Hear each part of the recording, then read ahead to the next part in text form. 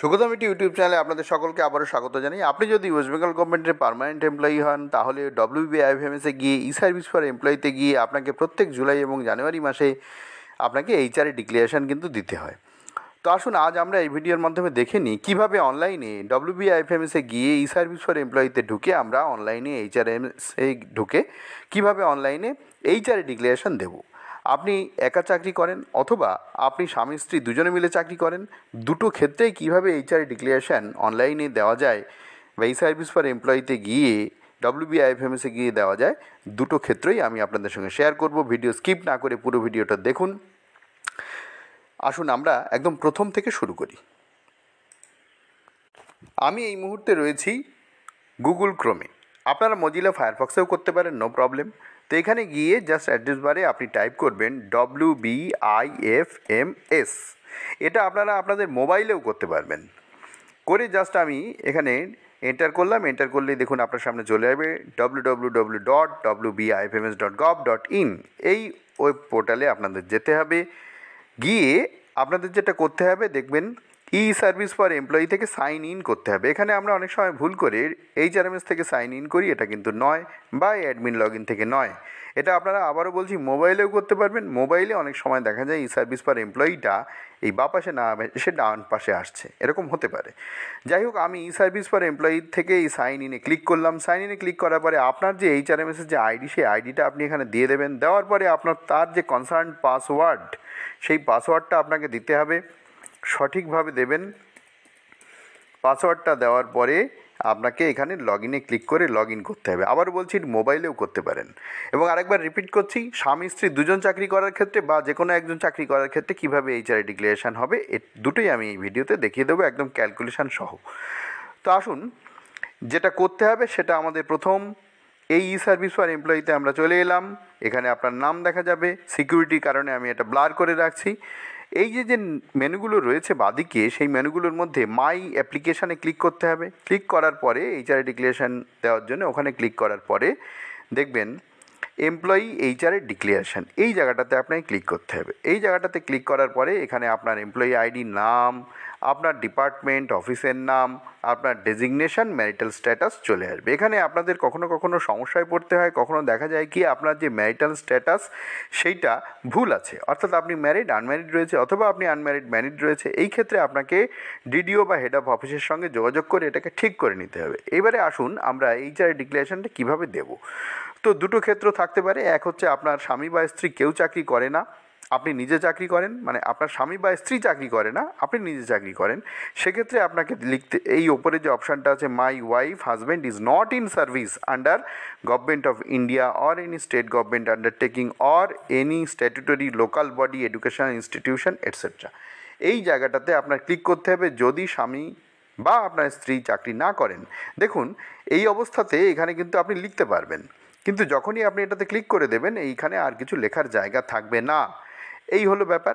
এইবারে যদি আপনার স্বামী বা স্ত্রী চাকরি না করে, এইটুকু করবেন, করে এটাকে save and forward to approver করে দেবেন। দেখবেন আপনার যে DDO তার কাছে এটা চলে গেছে। যদি আপনার স্বামী বা স্ত্রী চাকরি করেন সেক্ষেত্রে কী করতে হবে, তাহলে স্বামী বা স্ত্রী চাকরি করে না, এইটুকু কাজ আপনার এটা করে দিলেই কিন্তু হয়ে যাবে। তারপরে আপনার DDO এটাকে অ্যাপ্রুভ করবে।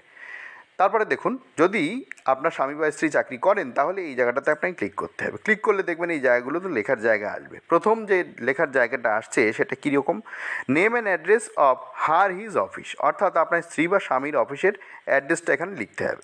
লিখে দেবেন। আপনার যা অ্যাড্রেস আছে সেটা স্কুল হতে পারে, গভর্নমেন্ট এডেড স্কুলের ক্ষেত্রেও কিন্তু হবে, সেখানেও কিন্তু HR ড্র করা হয়।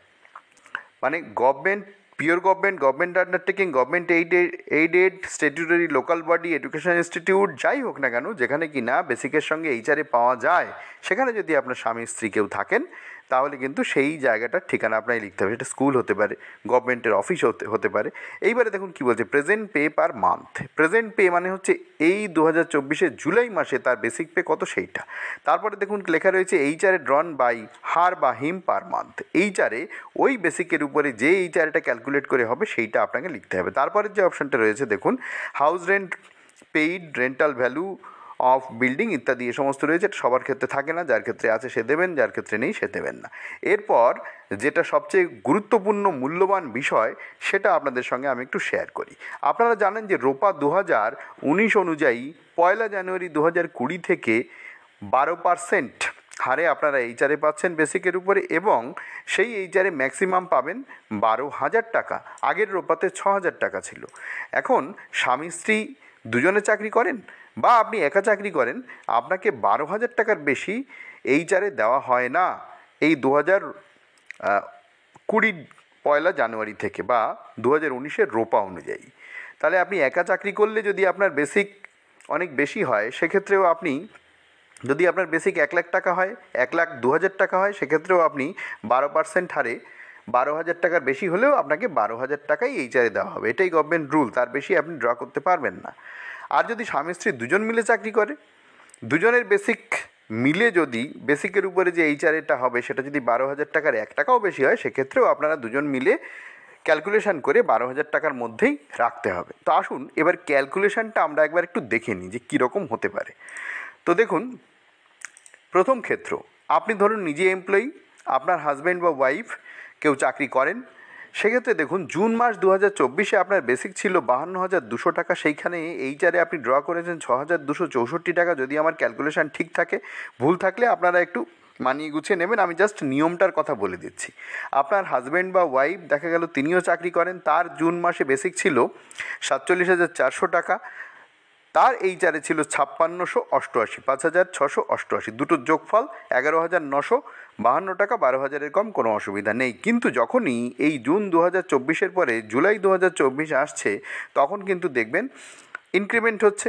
ইনক্রিমেন্টটা যখনই হচ্ছে তখন কিন্তু একটু অন্যরকম ব্যাপার হয়ে যাচ্ছে। আসুন আমরা একবার পুরো রোপার লিস্ট অনুযায়ী দেখে নিই যে কোন লেভেলে বা কোন স্কেলে কত টাকা কিভাবে ইনক্রিমেন্ট হতে পারে, এবং তার উপরে দাঁড়িয়ে কত কি এইচআরএ আপনার হতে পারে, সেটার কীরকম ক্যালকুলেশন হবে এবং কত টাকা আপনি ড্র করতে পারবেন, কিভাবে আপনারা সেটা ক্যালকুলেট করে এইচআরএ ডিক্লারেশনে দেবেন, সেটা আমি আপনাদের একটু দেখিয়ে দিই। তো দেখুন, এখানে লেভেল 9, এই যে 52,200 টাকাটা দেখালাম, এটা লেভেল 9-এর একজন এমপ্লয়ির একদম সঠিক ব্যাপার এটা।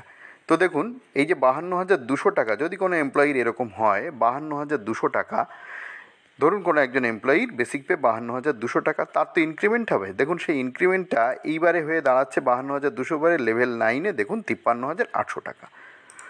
ওকে, 53,800 টাকার উপরে তার কিন্তু এইচআরএ হচ্ছে 6456, অর্থাৎ 6,456। তার স্ত্রীর ক্ষেত্রে এটা লেভেল 8-এর ব্যাপার ছিল। দেখুন লেভেল 8-এ, এই যে লেভেল 8-এ 47,400, সেটা কিন্তু এবার ইনক্রিমেন্টে হবে 48,800। তো আসুন এইবারে ক্যালকুলেশনটা দেখা যাক। তো 48,800 যখনই হবে তখন এইচআরএটা 12% হবে 58,56, 5,856 টাকা। দুটোর যোগফল 12,312 টাকা। সরকার এইচআরএ দেবে 12,000 টাকা। তাহলে এটা কিভাবে কি করা যেতে পারে? দেখুন, এইচআরএ যা আপনার ক্যালকুলেশন করে হবে বেসিকের উপরে, সেটা বাড়তে পারে না, কমতে পারে। আবার বলছি, এইচআরএ ক্যালকুলেশন করে যেটা হবে বেসিকের উপরে, সেটা বাড়তে পারে না, কমতে পারে। তাহলে দেখুন, যে কোনো একটা কমিয়ে আপনাকে এই 12,000-এ ফিক্স আপ করতে হবে। তো দুটোই কিছু কিছু করে কমাতে পারেন, যা খুশি যেভাবে খুশি আপনারা এটা করতে পারেন। তো দেখুন, যেহেতু এমপ্লয়ির বেসিক পেটা হচ্ছে 53,800 টাকা এখানে, আর 6,456 টাকা হচ্ছে এমপ্লয়ির ক্ষেত্রে এইচআরএটা হচ্ছে, তার স্ত্রীর ক্ষেত্রে এইচআরএটা কত হচ্ছে? স্ত্রীর ক্ষেত্রে এইচআরএ হচ্ছে 58,56। যদি আপনি মনে করেন স্ত্রীর এইচআরএ এটা তো বাড়ানো যাবে না, কমানো যেতে পারে। যদি আপনি মনে করেন যে এটাকে ঠিক রাখবেন, তাহলে স্ত্রীর এই বেসিক পে এইটা লিখতে হবে আর এইচআরএ এটা লিখতে হবে। সিস্টেমে এটা যখন দিয়ে সেভ করা হবে আর এটা যখন ডিডিও অ্যাপ্রুভ করে দেবেন, তখন কিন্তু আপনার এইচআরএটা পে বিল জেনারেট করার সময় অটোমেটিক্যালি ক্যালকুলেট করে 6144 হয়ে যাবে। তাহলে এই ক্ষেত্রে তাহলে কি দাঁড়াচ্ছে আমি একবার আপনাদের করে দেখাই। এই ক্ষেত্রে এটা হবে হচ্ছে আপনার মিসেসের ক্ষেত্রে 48,000, মিসেস বা হাজব্যান্ড যেই হোক 48,800 টাকা লিখতে হবে, আর এখানে লিখতে হবে 58,56। তো এইটা লিখে এটাকে সেভ করে, যদি আপনি সেভ করেন তাহলে মাই ইনবক্স থেকে পরে আপনি পেয়ে যাবেন, আর যদি আপনি সেভ অ্যান্ড ফরওয়ার্ড করেন তাহলে একবারে অ্যাপ্রুভারের কাছে এটা চলে যাবে। ঠিক আছে, তাহলে এই একটা ক্ষেত্র দেখা গেল। আবার দেখুন অন্য একটা ক্ষেত্রে আমরা একটু অন্যরকমভাবে দেখে নিই। যদি আপনি এমপ্লয়ি হন এবং আপনার বেসিক পে 47,400 টাকা, আর আপনার হাজব্যান্ড বা ওয়াইফের বেসিক পে জুন মাস, এটা কিন্তু জুন মাস 2024-এর কথা বলছি, 52,200 টাকা, তাহলে ঠিকই আছে, 12,000-এর কম হচ্ছে জুন মাসে দুজনের এইচারে। কিন্তু যখনই জুলাই পড়ছে দুজনেই ইনক্রিমেন্ট পাচ্ছেন, উল্টো ক্ষেত্রটা তাই দেখিয়ে দিচ্ছি আপনাকে। সেক্ষেত্রে কী হচ্ছে দেখুন, আপনি নিজে এমপ্লয়ি, সেক্ষেত্রে আপনার ক্ষেত্রে কী হচ্ছে, 48,800 টাকা আপনার ইনক্রিমেন্ট হওয়ার পরে হলো 58-56 হলো আপনার এইচারে। আপনার হাজব্যান্ড বা ওয়াইফের এইচারেটা হচ্ছে 64-56, দুটোর যোগফল 12,312, কিন্তু করতে হবে 12,000। আমি কি বলেছি একটু আগে, সেটা হচ্ছে এইচারে বাড়াতে পারবেন না কমাতে পারবেন। আপনি যদি মনে করেন এটাকে করবেন 6,400 টাকা আর এটাকে করবেন 5,600 টাকা, দুটো মিলে 12,000, তাও হবে। যেহেতু আপনি নিজে এমপ্লয়ি, তাহলে দেখুন নিজে এমপ্লয়ি, তাহলে আপনার হাজব্যান্ড বা ওয়াইফ কত টাকা এইচারে ড্র করছে সেটা আপনি এই সিস্টেমে কিন্তু আপনাকে পুট করতে হবে, করলে অটোমেটিক্যালি ক্যালকুলেশন করে এই আপনার পে বিল জেনারেট হবে। তো দেখুন এইখানে যদি আমরা এরকম করে দিই, আপনি যা খুশি করতে পারেন, এটাকে 6,400 টাকাও আপনি এখানে পুট করতে পারেন, কোনো অসুবিধা নেই, অটোমেটিক্যালি ক্যালকুলেট হয়ে যাবে এখানে 5,600 টাকা। তো আমি ধরে নিচ্ছি যে আমরা এই রকমভাবে যদি ক্যালকুলেশন করি, 6,144 টাকা এখানে ক্যালকুলেশন করে দেবো, আর এই বেসিক পেটা এখানে দেখাবো। তাহলে বেসিক পেটা আমি দেখাচ্ছি 53,800 টাকা, দেখুন বেসিক পে দেখাচ্ছি 53,800 টাকা, আর এইটাকে দেখাবো 6,144 টাকা। তাহলেও কিন্তু সিস্টেম, এখানে একটু ভুল হয়ে গেছে, 53,800 টাকা হবে, 53,800 টাকা। দেখুন 53,800 আর 6,144, এটা দিয়ে সেভ অ্যান্ড ফরওয়ার্ড, বা সেভ করে রাখলে ইনবক্সে গিয়ে পরে ফরওয়ার্ড করতে হবে। এটা করে রাখলে সিস্টেম অটোমেটিক্যালি ক্যালকুলেট করে এই টাকাই নিয়ে চলে আসবে। এটা অবশ্যই দেখে নিতে হবে পে স্লিপ বের করে, যে যদি কোনো ভুল হয় পরের মাসে ডিডিওকে জানাতে হবে। আপনি যদি মনে করেন যে এইখানে আমি 6,400 টাকা করব, তাও হতে পারে, কারণ আপনার এইচারে হচ্ছে 6,456, বাড়াতে পারবেন না, 6,500 করতে পারবেন না, 6,400 করতে পারবেন। সেক্ষেত্রে কী হবে, সেক্ষেত্রে কিন্তু সিস্টেম ক্যালকুলেট করে আপনার যে এইচারে, সেই এইচারেটা 5,600 টাকায় নিয়ে চলে আসবে। পে বিল যখন জেনারেট হবে তখন সিস্টেম ক্যালকুলেট করে নেবে। তো আপনি যা খুশি করতে পারেন, এটা 6,400 টাকাও করতে পারেন, বা একটু আগে যেটা দেখালাম যে 6,144 টাকা, সেটাও আপনি করতে পারেন। করে আপনি এটাকে সেভ করবেন, ধরে নিলাম আপনি সেভ করবেন। এটা একদম অনলাইন সঠিকভাবে সঠিক তথ্য দিয়ে আপনাদের করে দেখাচ্ছি, এর মধ্যে কোনো মিথ্যে তথ্য নেই, সঠিক তথ্য দিয়েই করে দেখাচ্ছি। তো দেখুন এটা সেভ হলো। সেভ হওয়ার পরে এটা দেখুন ওপরে লেখা দেখাচ্ছে data save successfully with request ID এই। আচ্ছা, এটা please find the request in inbox. এই রিকোয়েস্টটা কিন্তু এখনও আপনার ডিডিওর কাছে যায়নি। এটা ডিডিওর কাছে পাঠাতে গেলে আপনাকে ইনবক্সে গিয়ে ডিডিওর কাছে এটাকে পাঠাতে হবে। তো দেখুন আমরা ইনবক্সে গিয়ে এটা ডিডিওর কাছে পাঠাতে পারি। দেখুন এই যে জিনিসটা, এটা ধরুন আপনার ভুল হয়ে গেছে, তাহলে আপনি এটা রিজেক্টও করে দিতে পারেন, এই জায়গা থেকেই রিজেক্ট করতে পারেন, ঠিক আছে। দেখুন আমি রিজেক্ট করে দিলাম, রিজেক্ট করলে কিন্তু রিজেক্ট হয়ে গেল। দেখুন request has been successfully rejected, যতক্ষণ আপনি না পাঠাবেন ততক্ষণ রিজেক্ট করতে পারেন।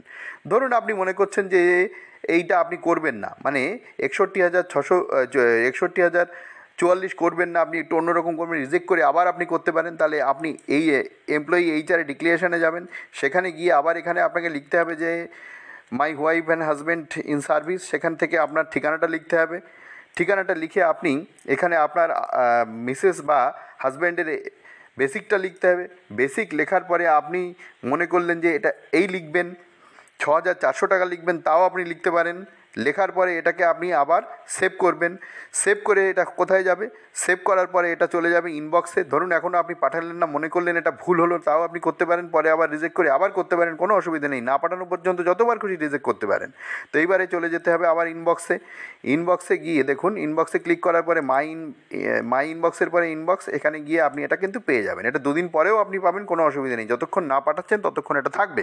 তারপরে দেখুন এটাকে যদি আপনি পাঠাতে চান, সেভ অ্যান্ড ফরওয়ার্ড করে দেবেন। দেখুন যা করেছিলাম এখানে, যেটা যোগ করে করেছিলাম বা যা একটু আগে সেভ করেছি সেটাই কিন্তু এখানে রয়েছে। তো এটাকে যদি save and forward to approver করেন, এটা কিন্তু আপনাকে করতে হবে। আর যদি মনে করেন রিজেক্ট করবেন, তাও আপনি করে নিতে পারেন। তো save and forward to approver যদি আপনি করেন, তাহলে আপনাকে এখানে ক্লিক করতে হবে। এখানে ক্লিক করার পরে দেখুন request has been successfully forwarded two DDO code ইত্যাদি দেখাচ্ছে। তো এটা চলে গেছে। এখান থেকে আপনি রিপোর্টটা জেনারেট করে নিতে পারেন, পিডিএফটা এখান থেকে জেনারেট করে নিতে পারবেন। দেখুন পিডিএফও এখানে জেনারেট হয়ে গেল। তো এইরকমভাবে আপনারা কিন্তু অনলাইনে এইচআরে ডিক্লারেশনটা জমা দিয়ে দিতে পারবেন। কোনো অসুবিধা নেই, কোনো ভয়ের কিছু নেই। জাস্ট আপনাকে ক্যালকুলেশনটা করে নিতে হবে। ক্যালকুলেশনটা করার সময় আপনাকে খেয়াল রাখতে হবে এটা কিন্তু জুন মাসের যে পে স্লিপ আপনার কাছে আছে সেইটার বেসিকটা এই ইনক্রিমেন্ট হয়ে জুলাই মাসে গিয়ে কত হবে। এক্ষেত্রে আরও একটা কথা বলে দিই, যাদের এখানে প্রমোশনাল কোনো বেনিফিট আছে তাদের ক্ষেত্রে কিন্তু ঠিক একটা ইনক্রিমেন্ট এরকমভাবে যে হয়ে যাচ্ছে, দেখুন 52,200 থেকে 53,800 টাকা হয়ে যাবে, বা 47,400 থেকে এটা হয়ে যাবে এমন নয়। যাদের প্রমোশনাল বেনিফিট থাকবে, স্কেল চেঞ্জ হবে, তাদের ক্ষেত্রে অন্যরকম হবে। সেটা কিন্তু আপনারা অবশ্যই দেখে নেবেন কত হচ্ছে। যাই হোক, আমার মোদ্দা কথা হচ্ছে জুলাই মাসে যে বেসিক পে হচ্ছে তার উপরেই ক্যালকুলেশন করতে হবে আপনারটা এবং আপনার হাজব্যান্ড বা ওয়াইফেরটা। সেইভাবেই আপনাকে এইচআরে ডিক্লারেশন কিন্তু দিতে হবে। তাহলে আপনারা নিশ্চয়ই বুঝতে পেরেছেন। যাদের নর্মাল ইনক্রিমেন্ট হবে আপনারা জাস্ট এখান থেকে কিন্তু দেখে নিতে পারেন যে আপনাদের কত দাঁড়াচ্ছে। দেখুন এই ভিডিও পজ করে আপনারা দেখে নিতে পারেন। এখান থেকে 1 থেকে 11 নম্বর স্কেল পর্যন্ত সব এখানে রয়েছে। তো ভিডিও পজ করে আপনারা এখানে দেখে নিতে পারবেন। এরপরে দেখুন 11-র পরেও যদি আপনার দরকার হয় তাহলে আপনি এইখানে পেয়ে যাচ্ছেন। 11-র পরে 12 থেকে শুরু করে 24 নম্বর স্কেল পর্যন্ত সবই এখানে রয়েছে। ঠিক আছে, এখান থেকে আপনাদের যদি দরকার হয় আপনারা ভিডিও পজ করে এটা কিন্তু দেখে নিয়ে করে নিতে পারবেন। তো আশা করি আপনারা বুঝতে পেরেছেন। এইরকমভাবে আপনারা এইচআরএ ডিক্লারেশনটা অনলাইনে আপনাদের দিতে হবে। এটা প্রত্যেক বছরই দিতে হয়। জুলাই মাসে দেওয়ার সময় একটু ক্যালকুলেশনটা করে নিতে হয়। জানুয়ারিতে ক্যালকুলেশন করার দরকার হয় না, তার কারণ ওই সময় তো ইনক্রিমেন্টের কোনো ব্যাপার থাকে না, বা প্রমোশনেরও সেরকম ব্যাপার থাকে না। যা প্রমোশন ইনক্রিমেন্ট বেশিরভাগ ক্ষেত্রেই, ইনক্রিমেন্ট তো অবশ্যই জুলাই মাসে, আর প্রমোশনও সাধারণত মানুষ অপশান দিয়ে জুলাই মাসেই নেয়, মানে এমপ্লয়িরা জুলাই মাসেই নেয়। আশা করি আপনারা বুঝতে পেরেছেন। এটা ডিডিওর কাছে চলে গেছে, ডিডিও এটাকে অ্যাপ্রুভ করে তারপরে পেবিল জেনারেট করবে। পেবিল জেনারেট করার সময় অটোমেটিক্যালি হিসেব কষে যেটুকু এইচআরএ হওয়ার কথা সেটুকুই হবে। তো ভিডিও ভালো লাগলে লাইক করবেন, শেয়ার করবেন বন্ধুদের মধ্যে যাদের এই ভিডিওর প্রয়োজন। আর চ্যানেলে নতুন হলে প্লিজ চ্যানেলটাকে সাবস্ক্রাইব করে নিন। একটা রিকোয়েস্ট করব, ডেসক্রিপশন বক্সটা অবশ্যই ভিজিট করবেন। সেখানে কিন্তু প্রয়োজনের অনেক ভিডিও আপনারা পেয়ে যাবেন, যেগুলো আপনাদের বিভিন্ন ক্ষেত্রে, রাজ্য সরকারি কর্মচারী যদি আপনি হন, বিভিন্ন ক্ষেত্রে সেগুলো আপনার প্রয়োজন হতে পারে, বা আরও অন্যান্য অনেক ইনফরমেশান আপনি এই ডেসক্রিপশন বক্সে পেয়ে যাবেন। ভালো থাকবেন, দেখা হবে পরের ভিডিওয়ে।